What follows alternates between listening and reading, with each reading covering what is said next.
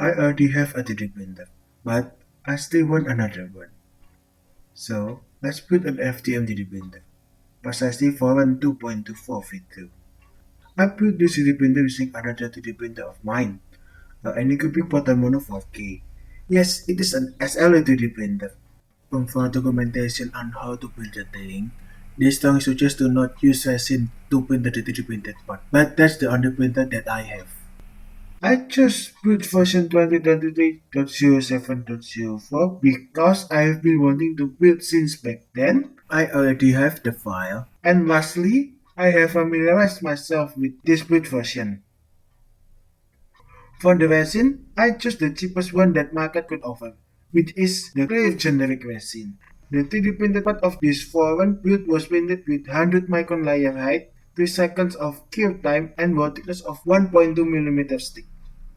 Many of you think that 1.2 mm isn't enough, and the resin will crack and cause the build to fail, which you are correct exactly. But I still have a trick up my sleeve. This is the trick that makes this printer clearly different. Because the 3D printed part was printed with clear resin, then it got impregnated with clear two-part epoxy resin, hence making the printed part translucent throughout. This act of impregnation will make the 3D printed part a lot stronger because its infill is basically 100% only with the cost of printing the walls only, hence making the part cheaper to print. So let's begin. The first part that I tried to print is the feed assembly of this 3D printer. I chose this assembly because it's a load bearing part and this assembly is needed in the early step of the build process. This feed assembly consists of 5 printed parts, but we will only focus on these two thick parts, the base and its retainer. The original STL file for these two parts was oriented in this way, but after a lot of trial and error, I finally changed it to this. The reason I tried to change the part orientation because resin 3D printing rule of thumb, making the cure area small. After the part orientation is chosen, then the next step I did is to prepare the breathe, drain, and injection holes, and support if needed also. In the beginning of the project, I'm obsessed to add drainage in every part that have any chances to pour uncured resin inside the part. I did this to allow the uncured resin to drain back into the fat. Because this resin, even though it's cheap, is still expensive for my taste. But this process created problem in the injection process. The print took 5 hours to complete. This is the reason why I want to make the print area smaller because I could raise the bed lower, hence making it a lot faster to print.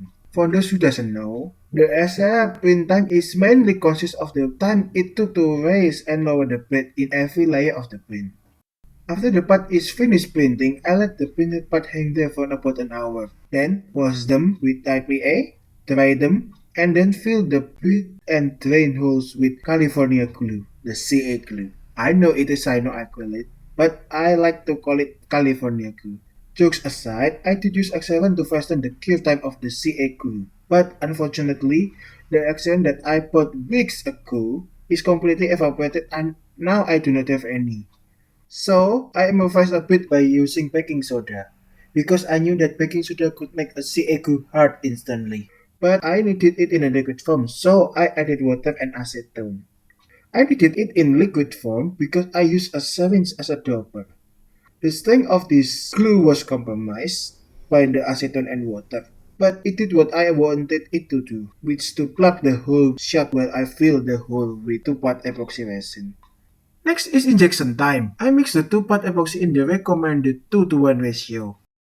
I made 50 gram pads to fill the base and its retainer. At the time, I worried that I could not inject all the resin all at once because the part will heat up during curing time. But in the end, I just filled the part completely then let it cure, and this is the result. The part looks shiny because the outside wall was covered with spilled resin.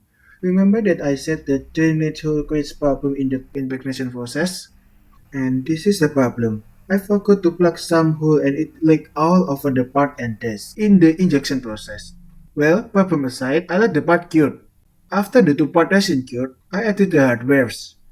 This time it's a heatset insert. I used the M3 by 4.5 by 5 mm heatset insert. This specific insert isn't listed in the build documentation. They use a different one. I chose the because the holes in the part is about 4.5 mm in diameter and have the length of 4.5 mm. I then said insert using the CA glue because it's a lot less messy than using the epoxy resin. Next is the C drive hardware, the shaft and the pulleys with the bearings. They specify to use 5 mm D shaft stainless steel and 9 mm with pulley, but in my part of the world, apparently no one sells those two. So I decided to use the regular 5 mm shaft and 10 mm with pulley. I do not know if this will work or not, but I think it will. I worried about the alignment between the C drive and the I drive though. Anyway, I did not add any thread locker because if the shaft needed to be in this shape, I at least could disassemble the C drive assembly and file that shaft a bit to make it more D-shaped.